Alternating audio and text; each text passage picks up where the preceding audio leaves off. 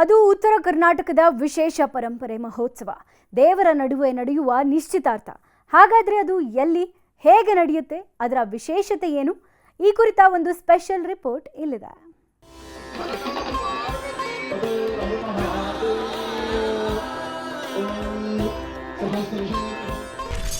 ಪಂಪಾಂಬಿಕೆ ವಿರೂಪಾಕ್ಷರ ಅದ್ದೂರಿ ನಿಶ್ಚಿತಾರ್ಥ. ಹಂಪಿಯಲ್ಲಿ ಅದ್ದೂರಿ ಫಲಪೂಜಾ ಮಹೋತ್ಸವ. ಹಂಪಿಯಲ್ಲಿ ಪಂಪಾ ವಿರೂಪಾಕ್ಷರ ಅದ್ದೂರಿ ನಿಶ್ಚಿತಾರ್ಥ. ಅದ್ದೂರಿ ಮಹೋತ್ಸವಕ್ಕೆ ಸಾಕ್ಷಿಯಾದ ಸಾವಿರಾರು ಜನ. ರಾಜ್ಯ ನೆರೆ ರಾಜ್ಯಗಳಿಂದಲೂ ಭಕ್ತ ಸಾಗರ.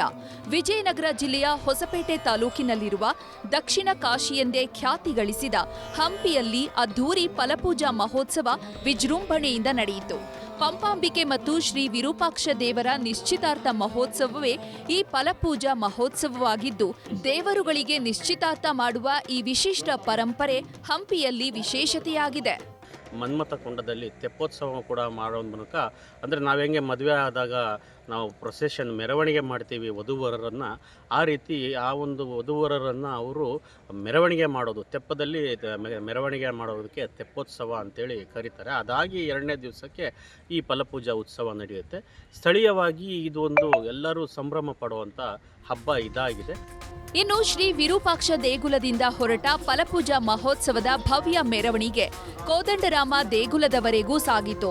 ಈ ವಿಶಿಷ್ಟ ಕಾರ್ಯಕ್ರಮವನ್ನು ಕಣ್ತುಂಬಿಕೊಳ್ಳಲು ವಿಜಯನಗರ, ಬಳ್ಳಾರಿ, ಕೊಪ್ಪಳ ಸೇರಿದಂತೆ ನೆರೆಯ ಆಂಧ್ರಪ್ರದೇಶ, ತೆಲಂಗಾಣ, ತಮಿಳುನಾಡು, ಮಹಾರಾಷ್ಟ್ರ ರಾಜ್ಯಗಳಿಂದ ಸಾವಿರಾರು ಭಕ್ತರು ಆಗಮಿಸಿದ್ರು.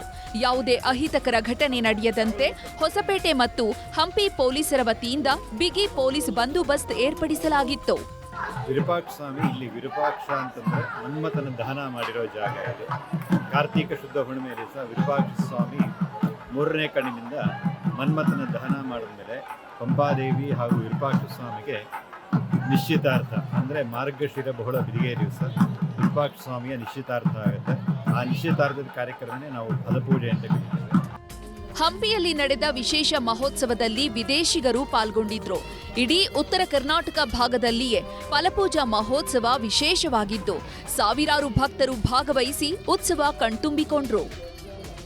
ಬಸವರಾಜ್ ಹರನಹಳ್ಳಿ, ನ್ಯೂಸ್ 18 ಬಳ್ಳಾರಿ.